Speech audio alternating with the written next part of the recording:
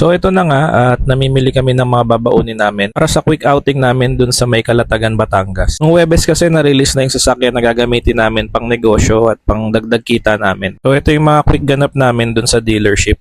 Eto, dumating kami mga around 2:30 na. Meron pa kasi kaming mga nilakad niyan. And alas 3 yung cut-off nila, buti umabot pa kami. Tapos yan, minute na kami nung ahente namin. And ang daming sobrang tao, ang daming sasakyang nire-release nung araw na yon. Sabi nung ahente, mga 50, tapos kinabukasan 80 naman. Kaya ito, pagtapos ng pirmahan, since mahaba-haba yung hintay, dito na rin kami kumain sa dealership. Tapos yan, nag-tiktok yung mga mag-aate para pampalipas ng oras. At yan, naglalaro lang rin yung dalawa para di sila mainip. Tapos ito, tamang picture-picture lang. Sana next time, ito naman ang mabili. Hehe.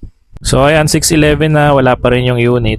Tapos ito, dumating siya mag-7 na yata. So lilinisin lang nila yan, tapos i-release na nila, pwede na kami makauwi. At ito na, ilabas na at nakauwi naman kami na safe. So shoutout sa friends and families na nag-react and nag-comment sa Facebook. So fast forward nitong Sabado, ito na. So nagpagas lang muna kami bago lumarga. Tapos quick stop over lang din dito para magpakabit ng RFID. Yan, sa sobrang lamig, nagmumoist na yung windshield. At ito na ang typical family setup pag nag-outing tayo. Andyan yung mga gamit, merong tulog. Yan, ang saya lang eh. E napastop over din kami dito sa mga karinderya around Tagaytay para mag-bio break. And shoutout kila ate, ang babait nila, nagpagamit sila ng CR nila. At ito si David, nakatulog na rin sa biyahe. Ito, nakarating na rin kami ng Calatagan, almost 3 hours ata rin yung biyahe. Ito, mag-unload lang kami ng mga gamit at sasakay sa tricycle at dadalhin doon sa bangka. So ito si Kestoy ang nag-drive sa amin papunta dito sa Calatagan. So maglalakad ka rin ng mga 4 to 5 minutes para makarating dun sa pinaka-boat.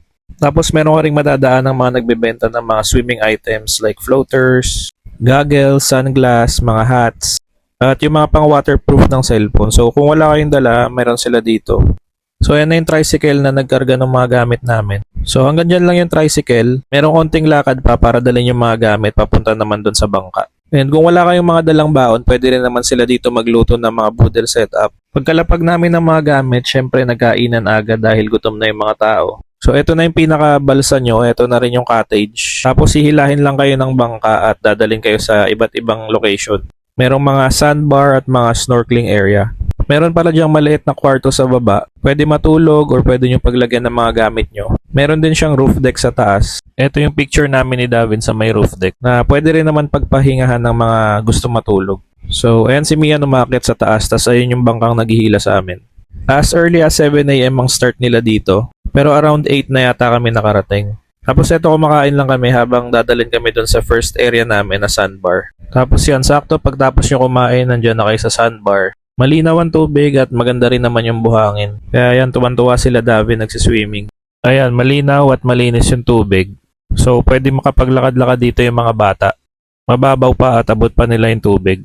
Ito naman yung pinaka-snorkeling area nila. So, marami ring isda at mga starfish na pwede mong makita dyan. Tapos, kuha tong video na to dun sa may roof deck area. Meron ding mga mabababaw at mga malalalim na part dyan sa may area na yan. Tapos ito yung mga starfish na nakita nila Davin at nila Dylan.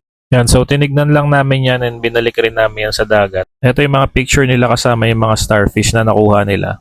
Tapos dito naman sa likod ng balsa, meron silang grilling area. Dito ka pwede mag-ihaw ng mga dala niyong pagkain. Nandito rin pala si Thousand Sunny, yung barko nila Luffy. At nagtutusok-tusok lang dyan si Wax ng hotdog na iihawin namin maya-maya. So ito yung sandbar area niya. Pag high tide na, hindi na yan makikita. Meron din pala kayong kasamang lifeguard dyan. Yan, tinulungan kami magpalingas ng uling. Tapos nung okay na yung uling, ito, nag-start na kami ihawin yung mga hotdog. Nung naluto na, di-deliver lang din namin yan dun sa table. Para makakain yung mga magugutom na aahon. Galing dun sa swimming. Tulad niyan ni Davin at Dylan. Tapos sinunod naman namin ihawin tong liempo. Okay din mag-ihaw-ihaw pag nainitan ka na, talon ka na lang sa dagat. Tapos eto pala, since nasa gitna kayo ng dagat, wala silang CR dun sa pinakabangka. So kung kailangan nyo ng CR o kailangan nyo bumili ng something, magsasabi lang naman kayo at ihahatid kayo ng bangkero pabalik dun sa pangpang. So eto, bumalik kami ni Wax para bumili ng bigas kasi nakalimutan namin bumili at magdala. Yung mga CR dito sa pangpang may bayad lang rin. Kung magsi-CR kayo, kailangan nyo magsabi ng maaga kasi medyo malayo-layo rin yung pabalik. So, meron din sila iba't ibang water activity dito, kagaya ng UFO, dragon boat, at kung ano-ano pa. Kami, tinry namin tong dragon boat para pwede makasama yung buong pamilya. So, kasama din namin yung mga bata, si Dylan at Davin dyan. Pwede nyo naman sabihin yung nagdadrive ng jet ski na huwag masyado bilisan para hindi mahulog yung mga bata.